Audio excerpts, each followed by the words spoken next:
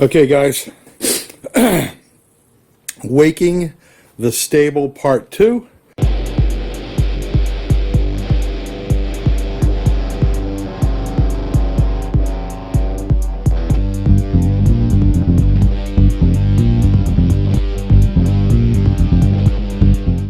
I pulled out the Suzuki Intruder. It's a 2000 1500 LC, VL 1500.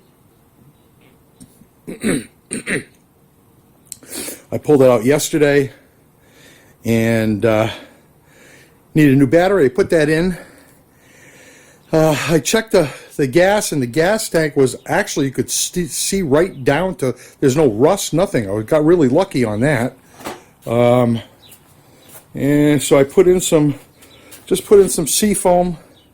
That's the tank right there. And we're gonna try to start it up here. See what happens. I wanted you here with me. I don't know if I can do this with one hand, but you'll be able to hear it. Okay, I can hear the fuel pump spooling up there. It's pressurized. Let's give it a shot. Oh, probably need to pull in the clutch. How am I going to do this? Let's see here. Can I put this here?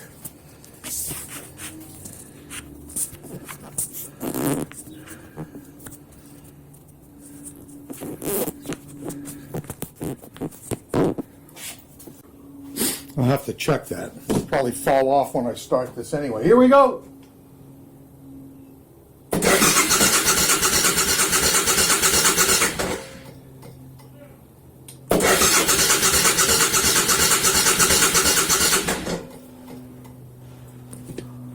Oh, I got gas coming out here. That's not good.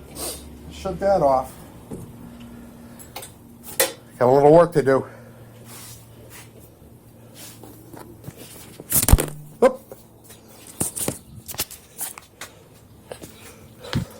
I got gas spitting out over here. Look, it's coming right down from here, which is where the carbs are, right in the middle there. So I'll have to check to see what that is, why that's happening, and give it another shot.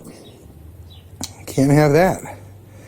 Anyway, stay tuned. So on the Suzuki Intruder, these tanks are not actually tanks. This is the gas tank right here under the seat. Keeps the center of gravity low, and these are really just, you could run without these. They're just for show. So I have to take all of this apart to check those carbs, and these have to come out. I've taken this apart once before just to run some wires to the battery, but these have to come out in a particular pattern. They're not all the same, and they have to go back in the same pattern. So usually what I do is take a piece of cardboard or cardboard box, and as I take them out, I put them in the same pattern so I know where they go back. That's next on the list. Here we go. So I've taken the covers off. The top covers, they call those. They're just really a false tank. And I can see where it's coming out. It's right here. This is called the air vent, and I believe this is if the floats, the bowls, fill up with too much fuel, they come out here. So I've been trying to crank this over. It caught a couple of times, but it didn't come to. It wouldn't stay running, and that's where that was coming out. Now it's coming out less and less. So maybe it's freeing itself up in there, and I just want to charge the battery up before I try it again. It's surprisingly clean underneath here. I haven't ridden this since 2012, and this is a beast of a bike. It's a pretty good touring companion. I took this down to the Tail of the Dragon, Tennessee, North Carolina, 6 days.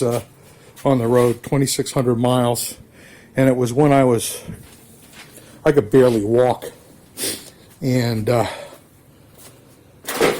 didn't do me too bad, but yeah, I sat on it. It's completely different now than it was when I used to ride. It's actually pretty comfortable. Before, it used to be too wide. Anyway, that's it. I'll check back in when the battery's charged and I try to fire this up again. Over and out. By the way, I wanted to mention my Harbor Freight jack. I have put everything on this, literally everything, the concourse, this, and look, this is sturdy. I'm not worried about this going anywhere, honestly. I could turn my bikes around in the garage with this thing. Have done that for years, and I think it cost me $80. It's a pretty good rig for the money. Are there better? Absolutely. Is it sufficient? Absolutely. Anyway, oh, by the way, did you notice that my hard bag's on this? Listen, you have to know the story of this bike. I could not ride my Katana anymore, and I needed something to ride, and I figured if I could have my feet out in front of me, I might still be able to get on a bike. And I went and tried this, and I was horrified. But I made a deal on it. I bought it. It got me through, got me another couple of years of riding, although not comfortably. And at some point, when I went down to the tail of the Dragon, I had Kryakin soft bags, and they were really, really good, I have to say. I've still got them. I think they're up there on the shelf somewhere. And but I wanted lockable bags. And I had a friend down in Massachusetts that was taking apart a Goldwing Interstate, an 83 Goldwing Interstate. And he wanted to return it to kind of standard form. And I asked him what he was going to do with the bags, and he told me that he's going to throw them out. I said, I'll let me buy them. He said, you can have them. I said, no, let me give you something for them. And he ended up, I ended up getting him a couple of bottles of Merlot wine, and that's the deal that we made on these. And look, I mean, seriously, look at that. I think they were. It's like they were made for the Intruder Interstate. That's what I called it. You know, they're not pretty, but they're very functional. I mounted them on the regular bag little things there. See that? You know, just the ones they put on for soft saddlebags. And what I did was I went to a fabrication shop and had I call it a flat spring made that fits right down underneath that, or over it, I should say. And I backed it inside with some more. It's all stainless steel too, by the way. See, and I put a backer in there just to give it structural rigidity. It goes right through there. On the back side, there's a bent piece of metal that snaps right over the little.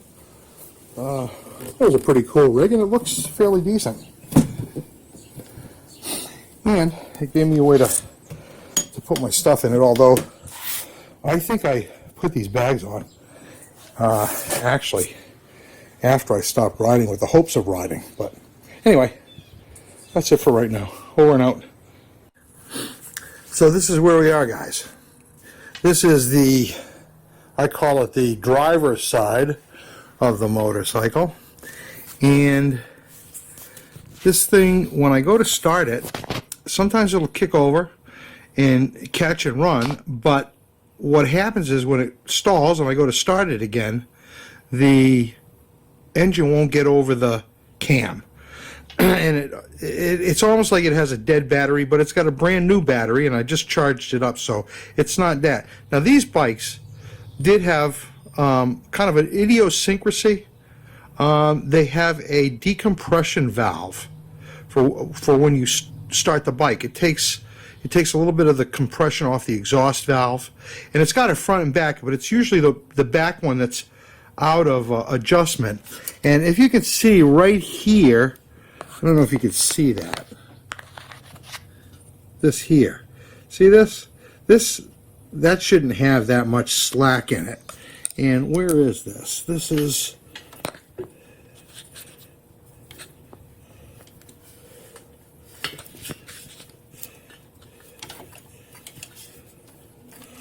See how this is down here? This needs to be adjusted, I think. That's the stop. I'll have to, I've got a service manual on this. I'll have to check it for the adjustment. I don't know if that's supposed to be rest. I think that's supposed to be resting down here, and there's another one on the other side, and the two have to work together. They have to release the compression on both cylinders so that it turns over, but it has to have some compression, so it's got to be adjusted. I think that's the problem with this. That's what it seems like to me. Now, I've never had to adjust this before in all the years that I've owned it, but I have heard about guys who have had to do that. So that's where I'm going to start. It's what it seems like. I'm not going to do that today, though. It's I don't know, it's 5:30 in the afternoon. I think I'm going to get some dinner. That's it for today, folks. Over and out. I'll keep you posted. Bye-bye.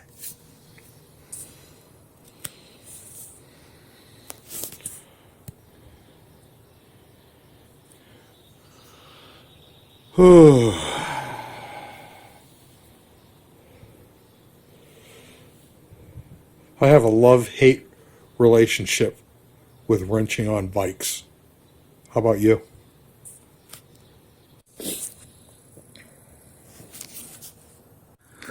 So here's the other side of that valve, guys, right here. And I don't know if you can see this, but up in here, this right here connects up here. See this right here? To a solenoid. And the problem here is that this one here is at its top stop. See right here? And this wire here goes all the way to the back. See? That wire there goes all the way to the back cylinder. And when this is at its top stop, the other one is supposed to be just touching the bottom. This is really out of sync. So I'm going to have to take care of this. And I guess I'll probably do that Monday. I'm going to wait till tomorrow. Sharon just went to the store to get some stuff for tomorrow and for dinner tonight. She didn't feel like cooking. That's okay. So let's see here. Let me see if I can get some more light on that. I guess I can't do that while I'm doing a video.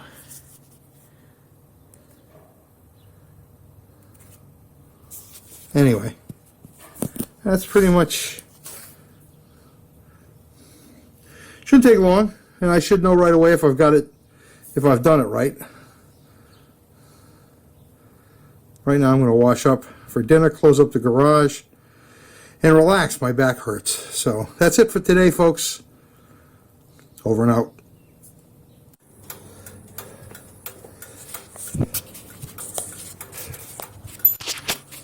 Let me show you what I got going on here, guys. All right, let me show you. Watch.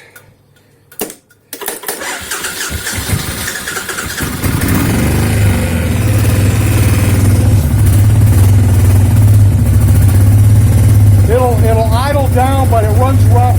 I'm going to put some gas treatment in here, carburetor decunk or something like that.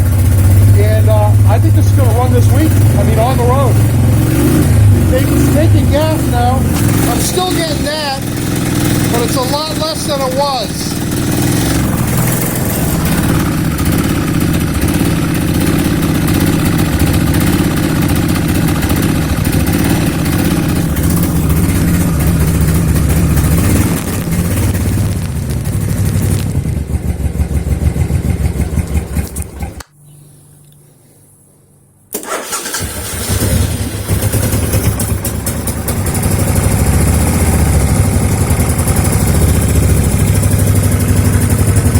Better. That started with no choke. She's taking gas now. It's a little bit better. I wrapped on the diaphragms.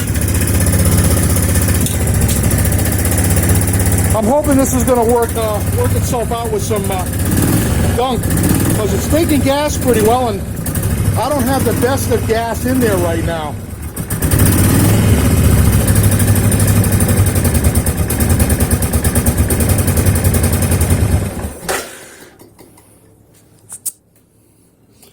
Not bad, guys. I'm pretty pleased to be at this point. As I said, this bike has basically sat since 2012, so I adjusted the decompression valves. Those, you can see I hit that and it starts right up, or at least it turns. And now I think I just have to clear the carburetors. I hope I don't have to take the carburetors off. But if I do, it wouldn't be the worst thing in the world. And I have to, I'm going to check that air filter as well while I have this apart. That's pretty much it for right now. Over and out.